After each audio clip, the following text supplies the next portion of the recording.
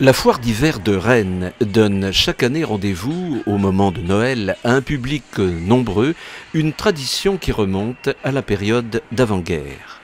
Dès la tombée de la nuit sur l'esplanade de Gaulle, les amateurs de sensations fortes assistent à un véritable festival de lumière et de son en prenant place à bord de manèges étourdissants.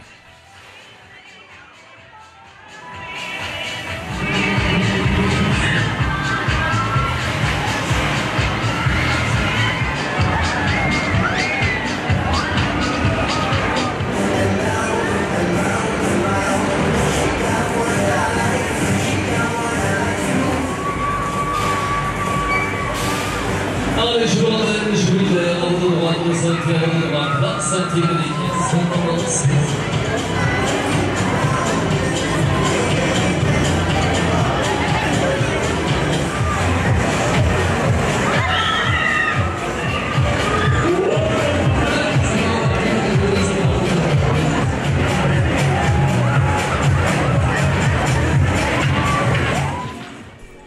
Si les manèges sensationnels constituent le cœur de la fête foraine, en faisant tourner la tête des plus audacieux d'ailleurs, les fêtes foraines étaient encore au début du siècle dernier le rendez-vous incontournable de la curiosité et le théâtre d'exploits d'artistes aux dons inhabituels.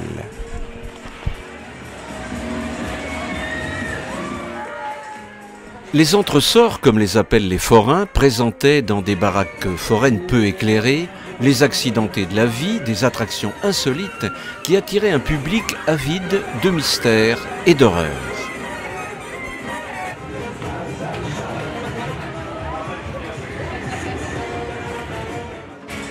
C'est ainsi que de malheureux individus exhibaient pour gagner leur vie les difformités dont la nature les avait affligés. On côtoyait ainsi la femme à barbe, l'homme le plus gros ou le plus maigre du monde, des nains, des géants, d'inséparables siamois ou d'autres éclopés dont l'apparence étrange excitait le voyeurisme.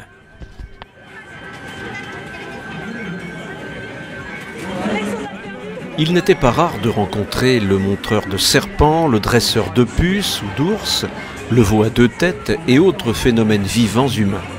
Jugées dégradantes, ces exhibitions ont été interdites en Europe à la fin du XIXe siècle.